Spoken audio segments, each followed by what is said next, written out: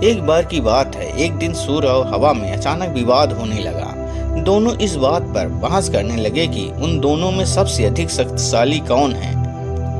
By बड़ी ही घमंडी और जिद्दी स्वभाव की थी। उसे अपनी शक्ति पर बड़ा ही गुरूर था। उसका मानना था कि अगर वह तेज गति से बहने लगे तो बड़े बड़े पेड़ों को उखाड़ सकती है। उसमें मौजूद आर्द्रता नदियों और झीलों के पानी को भी जमा सकती है। अपने इसी घमंड के चलते वाई ने सूर्य से बहस करते हुए कहा, मैं तुमसे ज्यादा शक्तिशाली हूँ। मैं चाहूँ तो किसी को भी अपने झोंके से हिला सकती हूँ। सूर्य ने हवा की बात मानने से इनकार कर दिया और बड़े ही शांत तरीके से कहा, देखो, कभी भी अपने पर घमंड नहीं करना चाहिए। हवा यह सुनकर चिढ़ गई और खुद को ज्यादा शक्तिशाली बताती रही। इस पर दोनों आपस में बहस कर ही रहे थे कि उन्हें तभी रास्ते में एक आदमी दिखाई दिया। उस आदमी ने कोट पहना हुआ था।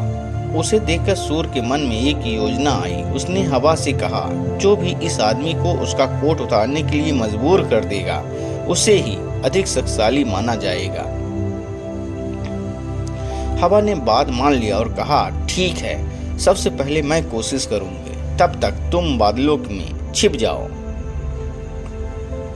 सूर्य बादलों के पीछे छिप गया। फिर हवा बहने लगी। वह धीरे धीरे बहने लगी, लेकिन उस आदमी ने अपना कोट नहीं उतारा।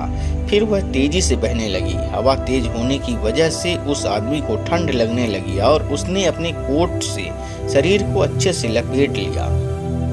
बहुत देर तक ठंडी और तेज हवा बहती रही, लेकिन उस आदमी ने अपना कोट नहीं उतारा। अंत में हवा थक कर शांत हो गई। इसके बाद सूर्य की बारी आई। वह बादलों से बाहर निकला और हल्की धूप करके चमकने लगा। हल्की धूप होते ही उस आदमी को ठंड के तापमान से थोड़ी राहत मिली, तो उसने अपना कोट ढीला कर। इसके बाद फिर सूर्य तेजी से चमकने लगा और तेज धूप निकल गई। तेज धूप होते ही आदमी को गर्मी लगने लगी और उसने अपना कोट उतार दिया। जब हवा ने तो वह खुद पर शर्मिंदा होने लगी और उसने सूर्य के सामने अपनी हार मान ली। इस तरह घमंडी वायु का अहंकार भी टूट गया।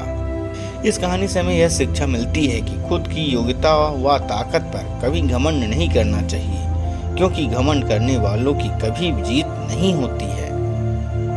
यदि आपने मेरे चैनल को सब्सक्राइब नहीं किया है तो सब्सक्राइब करें, वीडियो को लाइक करें और दोस्तों में शेयर करें, ताकि जब भी मैं इस तरह की कहानियाँ YouTube में अपलोड करूं तो उसका नोटिफिकेशन आपको मिलता रहे। शेष जय हिंद।